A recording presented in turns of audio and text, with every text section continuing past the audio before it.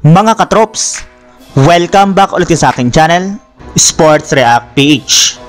At ngayon nga ay pag-uusapan natin ang balitang pag-alis ni Jonathan Kuminga sa Golden State Warriors. Pag-uusapan na rin nga natin dito sa ating panibagong video, ang balitang meron pa nga na pong bagong center na makukuha ngayon sa isang trade, ang Los Angeles Lakers.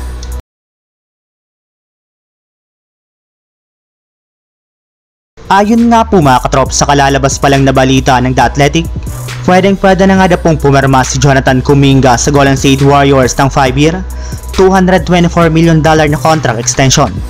Ngunit wala para naman nga po ditong ginagawa ang kanyang kupunan para mapaperma nga po siya ng ganitong klaseng kontrata.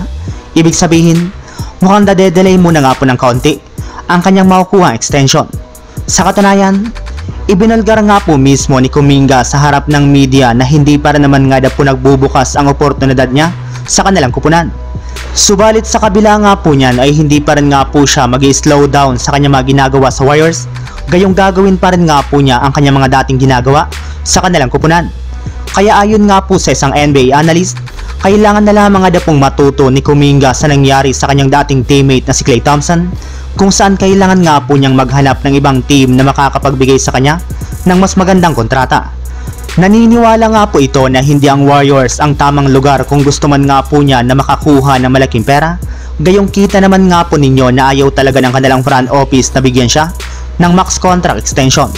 Kaya kapag may pagkakataon nga po ito na umalis at lumipat ng ibang kupunan ay kailangan na nga po niya itong gawin sa lalong madaling panahon.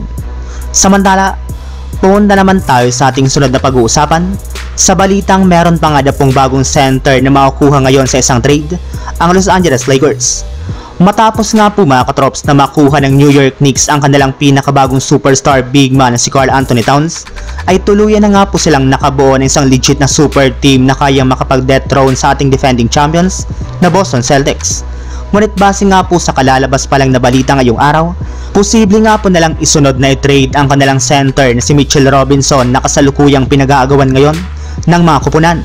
Sa katunayan, napakarami na nga pong mga kupunan ang tumatawag at nag-e-enquire na nga po patungkol sa trade value nito at kung paano nga po ito makukuha sa pamamagitan ng isang trade.